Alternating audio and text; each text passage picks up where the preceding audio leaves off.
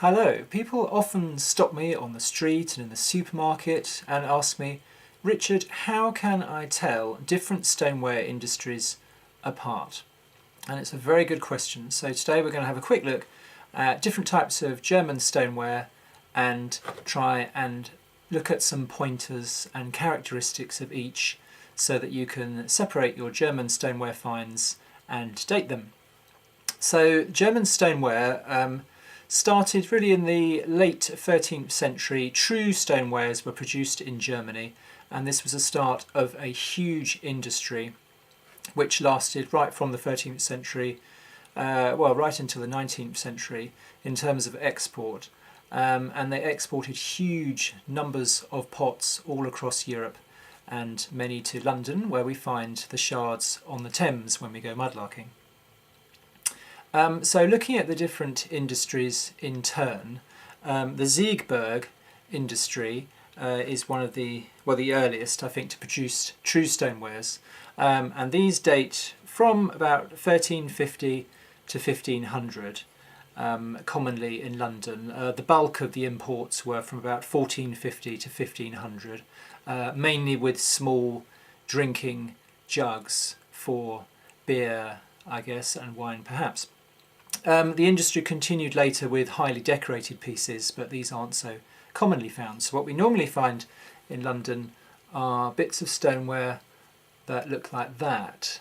These are Zekeburg, and it's a very matte, buff finish, a very buff clay, very light coloured clay, and a very matte finish there. And characteristic are these areas of brown which are produced from ash in the kiln. So you get areas of brown, matte brown, dusting, almost like a dusting on the surface of the buff stoneware, and that's very characteristic of the Zekeburg industries. They've got little frilled base on them there, and that's also another sign. These often survive being quite heavy, and they were mainly drinking jugs.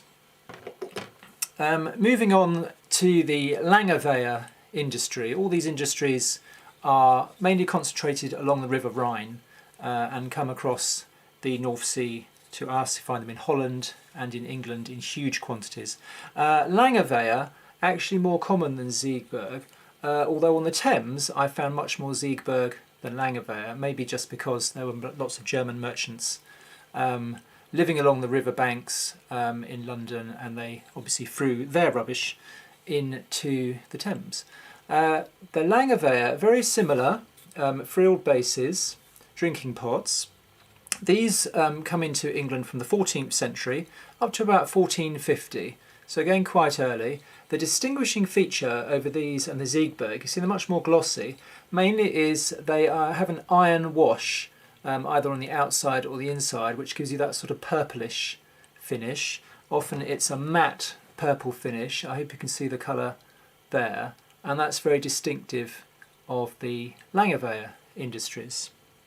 Again, drinking vessels normally.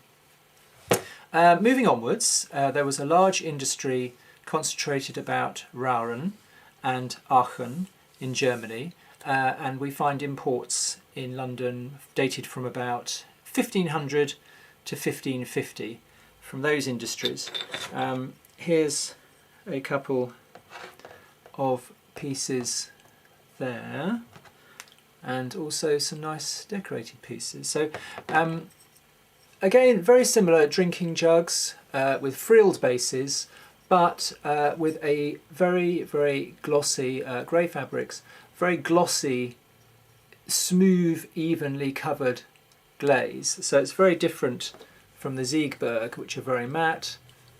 The Rowan and Arkin pieces are grey and brown as well, but not the sort of matte ash brown, more of a smooth, glossy glaze there. And you get highly decorated pieces as well. There's a roundel there, and very nice medallion of a lion's face there, and also this little guy, this little cherub there, so you get very nicely highly decorated pots coming across with a smooth brown glaze there on that coloured body. Cologne also produced stonewares in the early 16th century, so again sort of 1500 up to 1540, 1550. And these can mainly be differentiated by the motifs of decoration on them rather than the glaze or the fabric. They loved oak leaves, so you get different oak leaf motifs on those Cologne pieces, and also flower motif there, I guess a rose running around the top of the pots, and they're quite easy to differentiate if you find them. One of the largest industry, probably the largest, is Frechen, and they produced the famous Bartman jugs, otherwise formerly known as Bellarmine jugs, with the face masks that everybody looks for on the Thames. Very distinctive, large globular body and a smaller, going down to a smaller base there. So these come from Frechen. They date from 1550 and they were still imported into London right up to 1700. But millions and millions of these imported. Every National Trust property has got a couple, apart from John Lennon's house, I guess, in Liverpool. But very distinctive on the base. You get the wire marks where they were cut off the potter's wheel. And really the big distinguishing feature is the famous, what they call tiger glaze. It's a salt glaze, so it's a very speckled brown glaze, rather than the earlier ones from Rowan and Arkin had a smooth, if you like, continuous brown or light grey glaze. The Bartman, Bellarmine ones are very speckled, a tiger glaze they call it sometimes. Not quite sure, because tiger's stripy rather than spotty, but there we go. But it's a classic salt glaze from throwing salt into the kiln at a point in the firing, which gives you that sort of finish, and it's quite distinctive there. Later industry, Westerwald, started in the 1590s and went right through into the 1700s, into the 18th century in large numbers. Distinctive because of the blue colouring they used on their stonewares.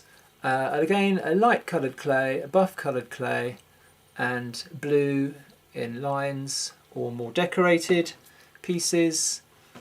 Some highly decorated ones as well, but the blue detailing there. And also in the later industries, after the middle of the 17th century, you get purple as well as blue, and so they're quite distinctive stoneware pieces there, and they continue into the 1700s. After the 1700s, our own English industries of Staffordshire started producing large quantities of stoneware, and then also in the Victorian period you get Lambeth, Dalton and other homegrown stoneware industries which start producing, and these start exporting around the world, and you don't get the imports of the German industries, although they did continue producing pottery for their own use, domestic use. So I hope that helps in differentiating between the different German stonewares you can find on the Thames foreshore. Thank you.